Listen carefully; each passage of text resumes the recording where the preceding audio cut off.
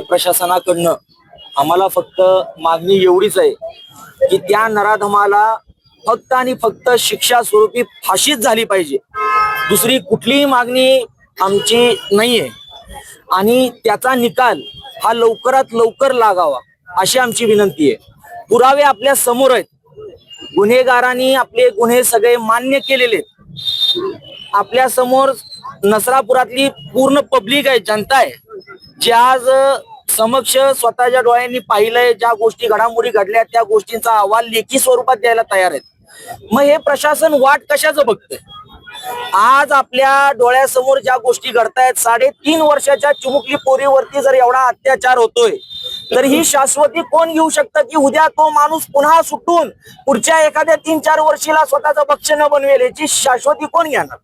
आरोपीची नातेवाईक जे आहे, पूर्वी आरोपीची तरी पण त्याला सोडले, त्यांनी सांगितले की त्याला तिथं नेऊन त्या आरोपीचे बायको आणि त्याचा मुलगा भीमराव कांबळे यांनी स्पष्ट मीडिया समोर सांगितलेलं आहे की त्या माणसाला, त्या चिमुकलीला जिथं त्यानं दगडाने ठेचून मारलंय त्याच ठिकाणी त्याला तिथं दगडाने ठेचून मारून टाकावा असं त्या नराधमाच्या घरच्यांनी सांगितलेलं आहे। जर एवढे मोठे पुरावे प्रशासनाजवळ आहेत उभे, तर प्रशासन अजूनही गप्प का? हा प्रश्न एका पीडित कुटुंबियाचा या प्रशासनाला आहे आणि आमच्या सर्व बंधू भगिनींचा या प्रशासनाला हा प्रश्न आहे की जर सर्व पुरावे तुमच्या डोळ्यासमोर आहेत तर प्रशासन गप्प का? 1 तारखेला जो गुन्हा झाला होता, आज 5 तारीख आलेली आहे, 7 तारखेपर्यंत पोलीस कस्टडी त्या गुन्हेगाराला सुनावण्यात आली होती।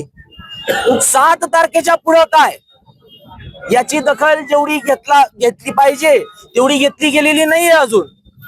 तर आमची माननीय उपमुख्यमंत्री आणि मुख्यमंत्री आणि सर्व प्रशासन यांना एकच मागणी आहे, हात जोडून नम्र विनंती आहे की लवकरात लवकर त्या नराधमाला फाशीची शिक्षा द्यावी।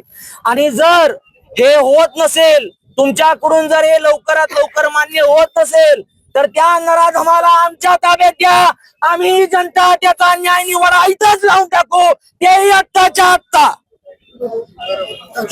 1 मे महाराष्ट्र दिना दिवशी नसरापूर इथे जी चिमुरडी तिच्यावरती अत्याचार करून एका नराधमाने तिची क्रूर हत्या केली, त्या हत्येच्या निषेधार्थ आज सर्व संघटना आणि सर्व पक्ष असा मोर्चा आम्ही पंढरपूरमध्ये काढला।